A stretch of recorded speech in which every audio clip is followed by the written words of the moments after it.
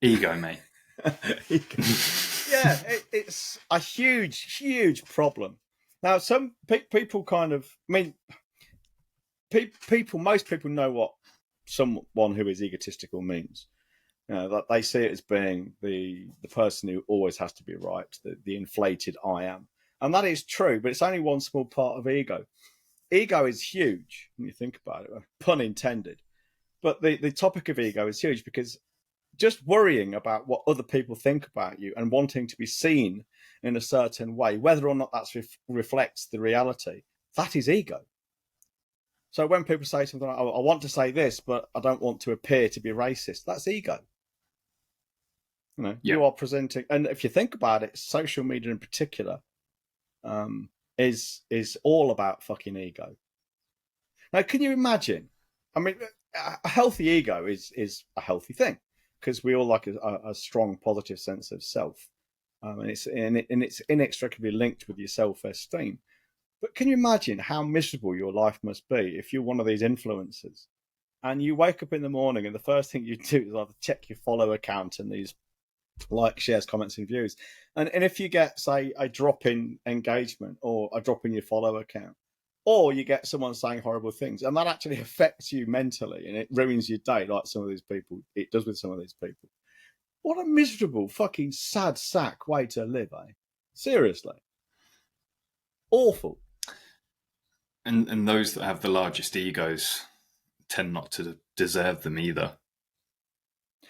I would agree with that as well. I mean, anyone who has an overinflated ego is hiding something, I suspect. Some deep Yeah. insecurity. Typically, if you want to get to the top of the mountain, regardless of your job role, position, industry, you only get there by at some point shedding your ego and I'd embracing agree with that. objectivity. Yeah.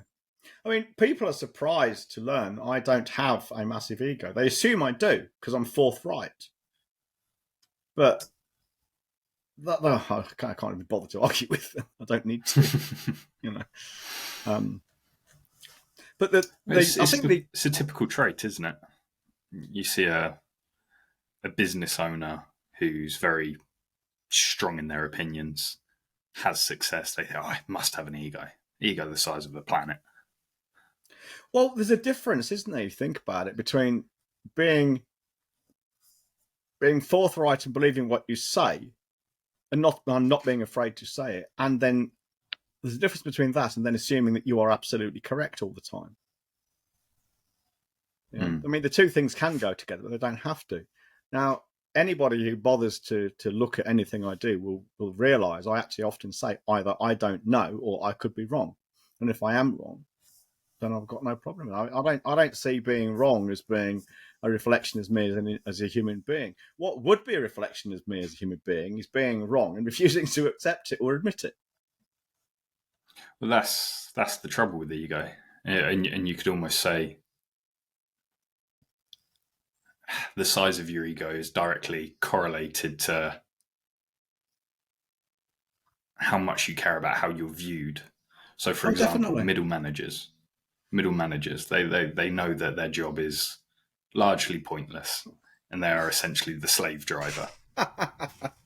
So, Yeah, therefore, if someone below them comes up with a good idea, that's a challenge. And even though the truth might be that it's a fantastic idea, will help the company, will help everyone all involved, their ego just stands in the way and goes, absolutely not. Get back in line. When I was in corporate Britain, that kind of attitude was called "not invented here" attitude, meaning if it wasn't Really? invented within the team, if it wasn't invented within the team, it wasn't any good. We wouldn't touch it. I had one manager once. I promise, I swear, I'm not making this up. Now, if you're not a programmer, you might not realise how important this is. But we had this was before the World Wide Web really took off, and we had this. We were developing this system to basically present. It was like a stockbrokers, and we were writing software to present so people could log in and check their own portfolios. You know, it's old hat now. It's just fucking 10 a penny now. But at the time, it was groundbreaking. And the best possible language at the time to write that in was a language called Perl. It's meant for processing text. But because this manager didn't understand Perl, he understood C, which is a terrible language for processing text. He insisted we write it in C, so he could keep an eye on what we're doing, because his ego was so huge. He was afraid we might usurp it in some way, or in some way he was diminished because he couldn't understand the code we were writing. Fucking pathetic. You're talking about a several £1 million project here, and this is 25, 30 years ago. Several £1 million project, and his ego, it just dictated the engineering principles. It's fucking ridiculous. And that's a classic case, because no, I can't imagine, but that's a classic case of ego costing you a shit ton in opportunity, monetary value, because that same decision could easily be made, or a very similar decision could easily be made by the owner of a company. No, I can't have my staff behaving that way because I don't fully understand it. So let's disable ourselves. You don't trust your expert people to do what they do best. Now, if you think about it, this is a direct parallel with, say, MDs and CEOs of businesses who take on freelancers and other experts and insist on having input to what's being done, especially things like ads and sales copy and websites. The CEO has to have an input. Why? The fucking twat's not qualified most of the time to have an input, as long as what's been written is factually correct and representative of what's going on, and yada, yada, yada. It's not his or her place to dictate how it's written. If he or she could do that, he or she would be fucking doing it, and they're not. You know, that's pure ego. The problems that a difficult bureaucracy can create often comes down to egos. Oh, they have to be involved. Oh, because they'll be upset otherwise. Ridiculous. Oh, we have to do it this way. Why? Well, that's what Matey's always said. Yeah, don't want to rock the boat. So-and-so gets upset. Now, here's the thing. It goes a lot deeper than this, because, I mean, as you know, obviously, because it's our business, but as the listeners and watchers probably know, we are very heavily focused and skewed towards sales.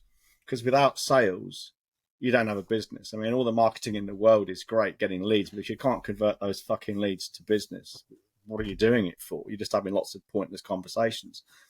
And I reckon the biggest impediment to sales, now everyone says it's trust, and I think they're right. What they don't understand is why this lack of trust comes about. Well, the lack of trust comes about in part because of the salesperson's ego. And that's often manifested in, for instance, in a sales conversation, sales dialogue. The prospect might say something like, oh, this is an actual example of happened to me on a call. Something like, oh, you got any coaches in this group I'm going to be asked 10K to join? Now, a typical salesperson will go, yeah, we've got loads of coaches. Or we ain't got that many now, but we've had loads. And I'll tell you what we do is perfect for coaches. If you're a coach and you want to become a coach and you want to sell your shit, our solution is the best thing for coaches. All right?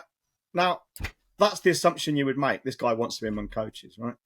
That's ego. Then telling him, ego, our stuff is great for coaches. Well, I asked the question, well, actually, before I answer that, why are you asking me? Oh, I don't like coaches. I've been in a group of coaches and they piss me off. So your ego in trying to ram this thing down someone's neck would have, one, put you out of a sale, but two, that kind of, yes, this is perfect attitude, I am right, I've got the answers, is your ego speaking.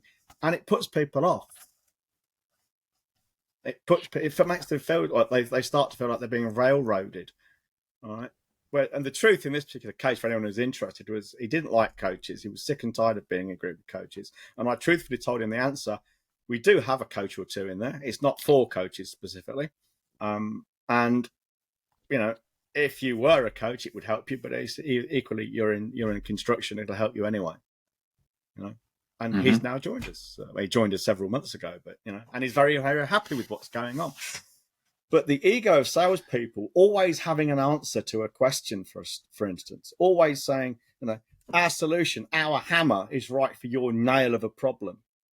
And another thing salespeople do is they just fucking talk incessantly. And what do they talk about? They talk about themselves. And if they're not talking about themselves, they're talking about the product or service. If they're not talking about the product or service, they're talking about how they can solve their problem. What they're not doing is stopping to think and listen and say, what does this prospect actually fucking want? If I ask questions, I might look stupid. If I look stupid, they might not buy from me and I'll be diminished in some way. That's where most salespeople go comprehensively fucking wrong. To anyone in the world of sales, it's mainly business owners listening to this, so you're in the world of fucking sales whether you like it or not. Yeah. Each question that gets asked of you or your sales team, you have to think of it as almost like an iceberg. And you can just see the tip. That's all you can see. Most salespeople, they just address the tip. As John just said, is there any coaches in the group? Yeah, we've got loads of coaches. Off they go. On to the next tip of another iceberg. But you've got to slow down and really listen and figure out the fucking size of this iceberg. What does it mean? Well, how's that going to impact where the rest of that sales call, sales journey is going to go? That desperation to have all of the answers, as you know, John, it comes from childhood. Yeah, absolutely. Yeah. But you think about it, when you're a kid at school and a teacher asks you a question, you have to answer it. Even your parents ask you a question, you have to answer it. But then if uncles and aunts or some fucking remote relation, or worse, just a family friend meets you in the street, oh, there's little Johnny. I haven't seen you for a long while. What are you doing now? And you go, exactly.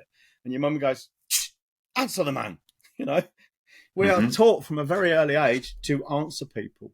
And it's made worse because we're taught to answer people in a position of authority, whatever that's supposed to mean. And most business owners wrongly see a prospect as being a slightly senior figure because they've got money in their pockets you want in yours. It's completely the wrong way to look at it, but that's what you do. You're going down this fucking rabbit hole and you don't even know you're doing it. And now I've often said the chains that bind us the tightest are the chains we don't know we're wearing. And this slavish answering of questions and this slavish feeling of subservience to prospects and clients is ingrained in business owners, and they don't even know it. I know it. It doesn't happen to me. It doesn't happen to you. It doesn't happen to our clients. But it happens to people who don't work with us or people like us. Would you say that the opposite of ego is humility? I'd say it's probably the opposite of part of ego, yeah. So if it was on a scale, there'd be raging ego one end and humility on one. I don't think it's that simple though, because can people be humble yet still have a big ego, maybe in some respects? Or can you still have a no, you can't, I don't suppose, but can you have a healthy ego yet still be humble? For instance, how would you define healthy ego? Okay, yeah, well, this is a really good question. Let's take someone who's a 10th Dan in, say, Brazilian Jiu-Jitsu. He is, whoever he is or she is probably a very humble person because he or she can afford to be. You know? But that doesn't mean to say they don't have a healthy ego, meaning they can walk anywhere they like and they won't be intimidated or bullied, browbeaten or badgered. Is that just competence, though? Competence in what? I mean, I don't think this is a question we can answer easily. This is the kind of question I think Socrates himself would have revelled in and tied you up in knots because it's very hard to define. And we're certainly not going to do it. One, I don't think they have the skills anyway. And two, this is a podcast that's going to be around for about 50 minutes, 40 minutes. Certainly worth thinking about. This is the sort of thing. This is the sort of thing that when all of our clients have fucked off home and we get that rare moment where it's just you and me, which is increasingly rare. And we sit there with the Jamesons and we chat shit for 4 hours. And we go, that was great. We should do that for a podcast. Then we sober up and we're like, no, that'd be terrible for a podcast. Yeah, you're revealing all our secrets. Oh. And another thing about ego, salespeople is they don't want to hear no. That's right. Because what they do is they take, they can't. And I've had people say this to me, because on my calls, people are very candid because that's part of the rules. You don't have a call if you're not to tell them the truth. And they've admitted to me. They say, I don't like being told no because I feel it's like rejection of me. And my question is, are they rejecting you, or are they rejecting what you're offering as a solution to their problem? for whatever reason, and can you not, are you unable to divorce the two? And they'll say, yeah, I can't. Well, I find that baffling. But you can almost truth. take it one deeper as well. That they've rejected the current presentation of the offer. Yeah. Because that's all they've got. Like, yes, the offer's the offer, but there's a difference in style and substance in a way you can present an offer. So Yeah. they haven't, in a way you can argue, they haven't even rejected the offer itself always. They've just rejected the presentation of it. Yeah, and you're right, that damages people's egos because it's tied to their self-worth and they now feel incompetent, which is another reason why they always feel like they have to answer questions, because we've always been told, the man who has all the answers, is the competent one. You go to the doctors, you'd feel rather incompetent if the doctor, you'd argue that some people would feel rather uncomfortable if the doctor started saying, I don't know. But I would argue on the contrary, it's refreshing that a doctor would say, I'm not sure about this. Let's talk to a specialist, rather than just getting their dick out and, spraying jizz everywhere. So embrace humility. Drop the ego. You'll make more sales. You'll make better decision making. You'll make far better decisions. There's rarely a time and a place for your ego. I think one of the easiest ways to do this, because there's a kind of gap between, okay, this is what I need to do. How the fuck do I do it? Here's a solid piece of advice for you. And this itself opens another can of worms, how you do this. But try to understand, you don't control whether or not the prospect says yes or no. You don't. There's lots of things you can do to make it more or less likely, but ultimately you have no control over whether the prospect in front of you says yes or no. Okay? So knowing that, I encourage you to let go of any emotional connection to what that answer is. Because if you don't, what you're doing is you are predicating and basing your future happiness, your sense of self-worth, your well-being, and indeed your livelihood on something you do not control. That is stupid. That's like jumping over a ledge or a wall without knowing what's on the other side. You're just hoping it's okay. It's ridiculous. So I don't, I want an answer from someone. Of course I do. And I want the answer as soon as possible because I don't want to waste time. And I'd like the answer as a preferred indifferent to be yes, because, hey, who doesn't like making a sale? But beyond that, I generally don't care. If you want to tell me no, you tell me no. And the sooner you tell me, the better, because then I can forget all about you and just move on to the next prospect. It's that comfortable for me. Also makes you seem far less desperate as well. Well, that's a whole fucking other thing. If you don't seem desperate, people want to buy from you. I actually did a video this morning with my punch bag. You've probably not seen it yet. About how to get the punch bag to swing towards me. I want to do it by pushing it away, not trying to pull it towards me. I'll send you the video. We can even send it over. Yeah. It's the same with your prospects. Push them away, they'll come back far harder. Treat them mean. If you push them and they just drift away, never to be seen again, you've saved yourself a lot of time and effort and a lot of time chasing up your pipeline. Because the amount of salespeople that love to keep a dead lead in their pipeline just to kid themselves that they've got a bunch of leads to be working through. I know, it's pathetic, isn't it? It really is.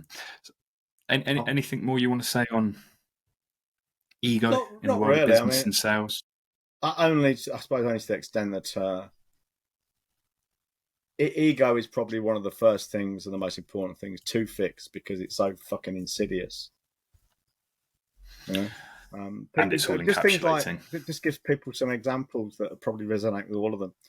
Getting into an argument on LinkedIn, going back and forth, comment, arguing with someone because you might feel if you don't reply to something they've said to establish your position because they've misinterpreted something, other people might think you're wrong. That's pure ego. Why do you care? Random strangers on the internet who've misunderstood something you've said and you're worried about it, That's a huge example of where ego will keep you sucked in to this fucking swamp of social media and stop you from doing what you really want to do.